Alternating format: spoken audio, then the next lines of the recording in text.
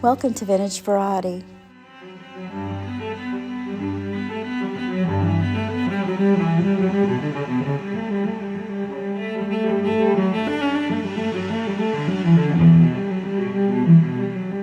I have an assortment of items here that I'm either going to make repairs to or I'm going to upcycle them into new pieces of jewelry.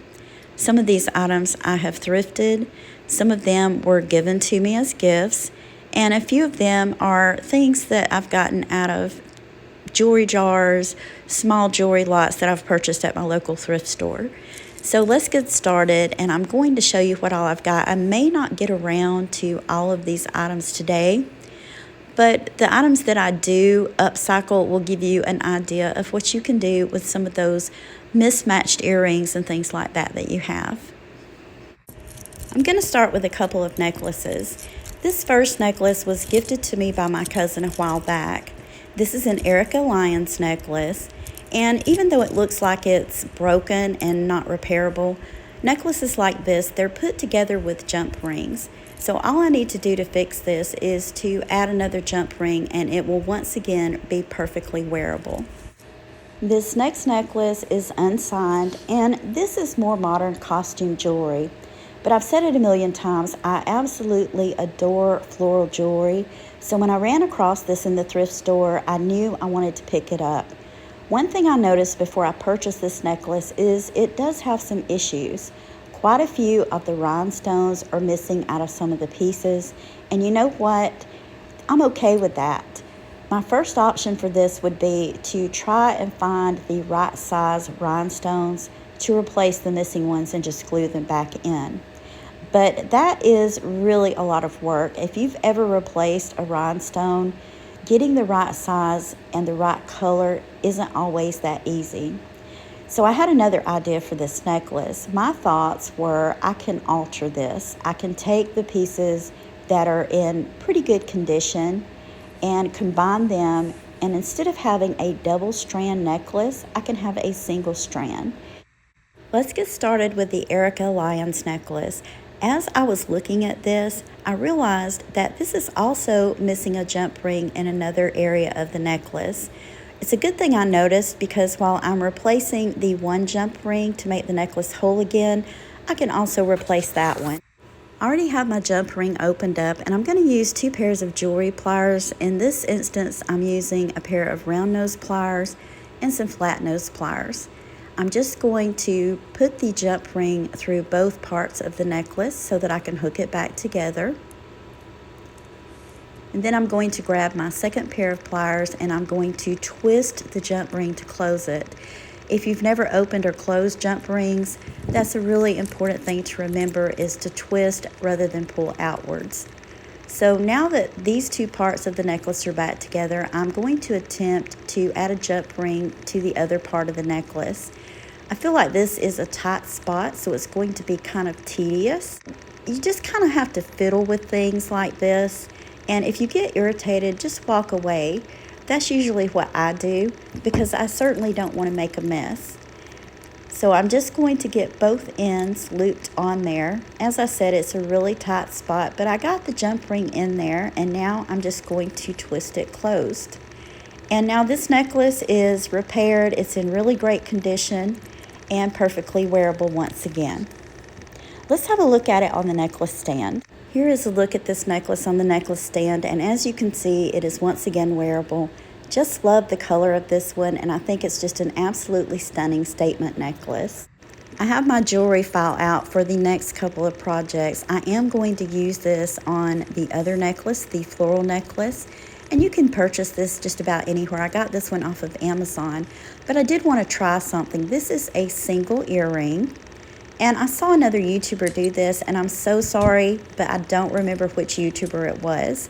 But I just cut the post off of this, and now I'm going to use my jewelry file, and I am going to file that down where the post was so that it's nice and smooth and doesn't catch on anything. Now that it's nice and smooth, let's try it on.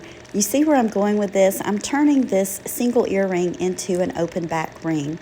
It's a little too small, so what I think I'm going to do is I'm going to put this on my jewelry mandrel and just slide it down the mandrel to stretch it out a little bit. and I think that's going to work perfectly. From a single hoop earring that wasn't really much use for anything to a pretty awesome looking ring. You guys let me know what you think of this project in the comments, but I think it's one that I'll probably use a little more often. Now back to the delightful floral necklace. I love this necklace. I love the overall design. I like that it's a double strand, but I'm going to turn it into a single strand. There are just too many damaged pieces in this necklace, so I'm going to take from the bottom strand of the necklace, swap out pieces, and do away with the pieces that are missing rhinestones and things like that. Another thing I'm going to do is, if you notice on the ends of the necklace, it has a double connector where the chain connects. And I'm not going to need that anymore, so I'm going to take that off. I have a few pieces incorporated into the overall design that I can replace those with. I'm also going to keep one of the floral pieces that's missing a rhinestone, because I did find a rhinestone that, although it doesn't match perfectly, I think it's going to look okay. I did find a rhinestone that I could replace the missing one in this flower. It is pink in color, but it's a solid pink and not a clear pink. But I'm going to go ahead and go with it. I think that once it's glued in and the necklace is all put back together, that it'll look just fine. I also have a couple of more pieces of jewelry that need repairs. And since I have the glue out, I'm just going to be gluing stones or pearls back into these pieces. I'm not going to do all that on film because I've shown how to do it a million times and it's pretty simple. I will show you guys the jewelry glue that I like to use. This is B7000. It holds up really well for jewelry. I've been using it for a while and I'm very pleased with the results. This is how the floral piece looks with the stone replaced. It does stand out slightly, but I think once it's incorporated into the single strand that it's going to blend in well enough. I'm going to start swapping out pieces between the shorter top strand and the bottom strand. These two pieces are identical.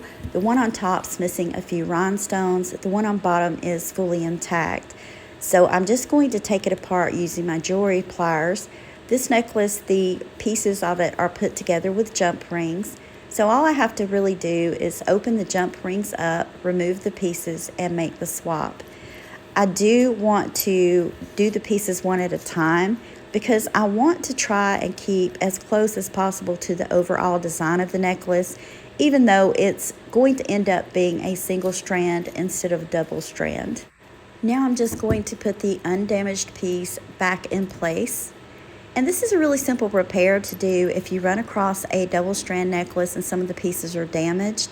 You can always swap those pieces out to make the necklace a single strand and once again wearable.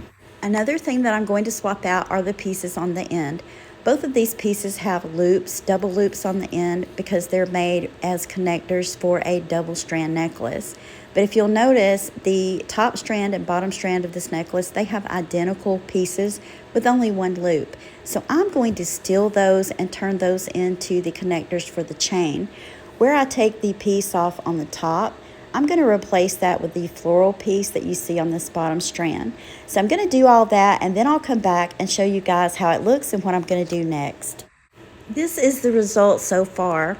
I did replace the connector pieces for the chain hooks, and that looks really good. There's only one loop now rather than having a double loop connector.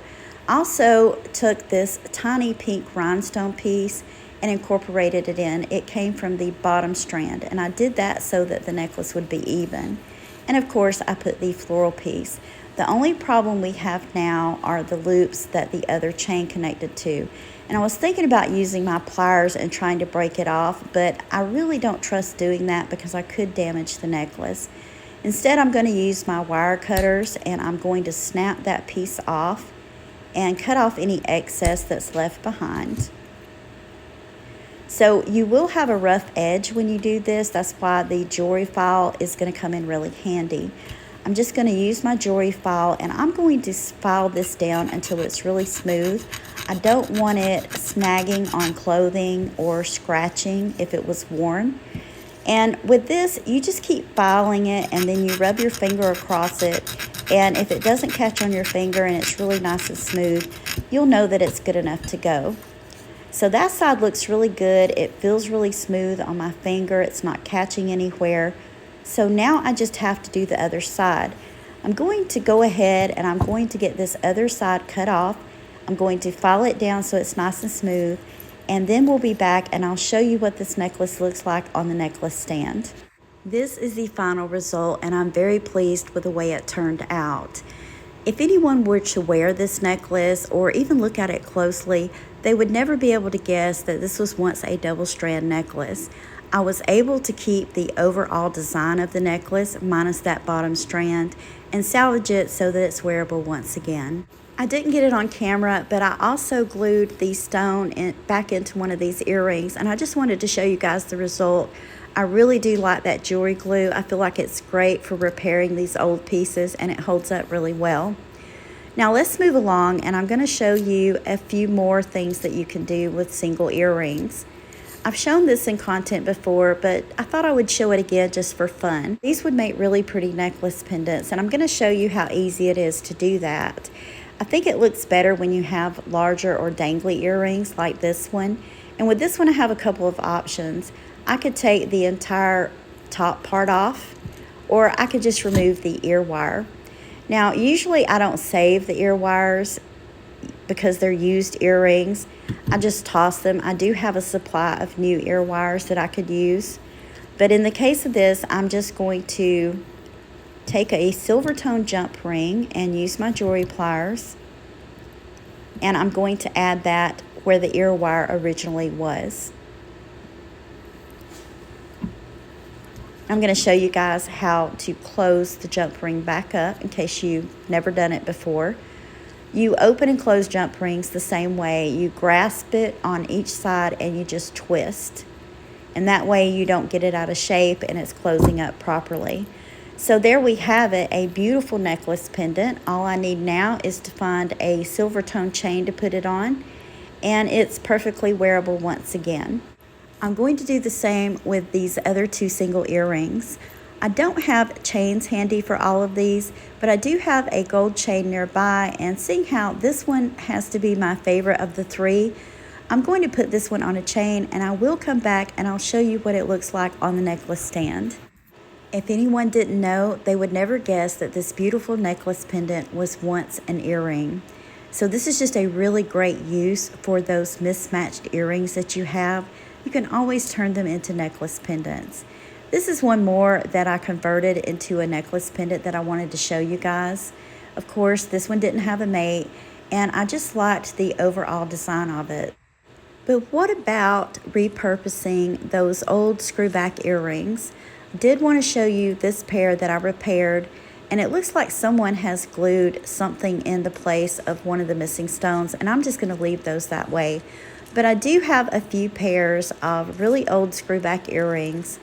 They're in pretty good shape except the backs. They're kind of bent a little, and there's really not a lot you can do with these. I did have a viewer give me a really good idea. You can leave them as is and put a jump ring on them. But I've decided I'm going to cut these screw backs off of them because, again, they don't have mates. These aren't Miriam Haskell earrings or anything like that that people would collect, whether it was damaged or single or whatever. So I've cut the back off of that, and you can see it's a little twisted. So I'm going to straighten that up.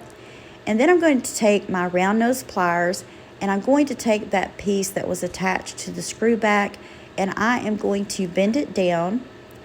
Now, see, I need to secure that a little more, but what I'm going to do is I am going to make this into a loop. Now that I have my loop secure, I'm just going to add a jump ring to this, and I am going to put it on this chain and turn it into a charm bracelet. And I think this is a really cool idea. I probably have quite a few more single earrings like this laying around, and I'm going to fill this up with old single screwback earrings and make it into a really neat charm bracelet. I think this would be a fun gift to give to someone, or even something that would be fun to wear. Great conversational piece. If someone comments on the bracelet, you could say, oh, it's made out of very old vintage screwback earrings. Gonna go ahead and do the other one, and then I'll come back and I'll show you how this bracelet looks. So the earrings are going to dangle kind of like charms on a charm bracelet when you wear this. This isn't finished. I have a few more in my craft supplies that I need to find and fill this bracelet on up. But this is a really great idea. You could also turn those earrings into necklace pendants if you wanted to, or you could even make a charm necklace. Just a few more projects for today that I'm going to show. At the beginning, I did show a few stretch bracelets, and I think this is the one I'm going to repair. This is a really pretty stretch bracelet. I like it a lot, but the stretch is gone out of it. And that's what I don't like about stretch bracelets is the stretch wears out over time. And a lot of times you could be wearing the bracelet and it'll break and all the pieces just go everywhere. So what I'm going to do with this one is I'm going to cut the stretch band on it. I am going to use thin, flexible silver tone jewelry wire. I'm going to restring this. I'll be using a couple of jump rings, some crimp tubes, and also a clasp for this. I'm not going to show all this on camera, but I will come back and I'll show you guys the final result. This is how the stretch bracelet looks restrung on wire. I did end up using a toggle clasp on this one. It's the exact same design that it was on the stretch. One thing to keep in mind is when you're redoing a stretch bracelet and you're putting it on wire, it's going to be a lot smaller because remember it doesn't stretch. So sometimes you may want to add in extra beads. This one turned out to be around 7 inches and it fits my wrist, but it fits rather snug. I'm very pleased with the way all of these pieces turned out, and I always enjoy sharing my ideas with you guys. Let me know in the comments which pieces were your favorites. Is there anything that you would have done differently? Or do you have ideas that you would like to share with me? I always love hearing from you. If you enjoyed today's content, please remember to give me a thumbs up. I want to thank you for taking time out of your day to share these projects with me. If you haven't already, please consider subscribing to my channel. Ring the bell for notifications and you'll be notified anytime I upload new content. Thank you again for watching, and I hope you all have a wonderful day.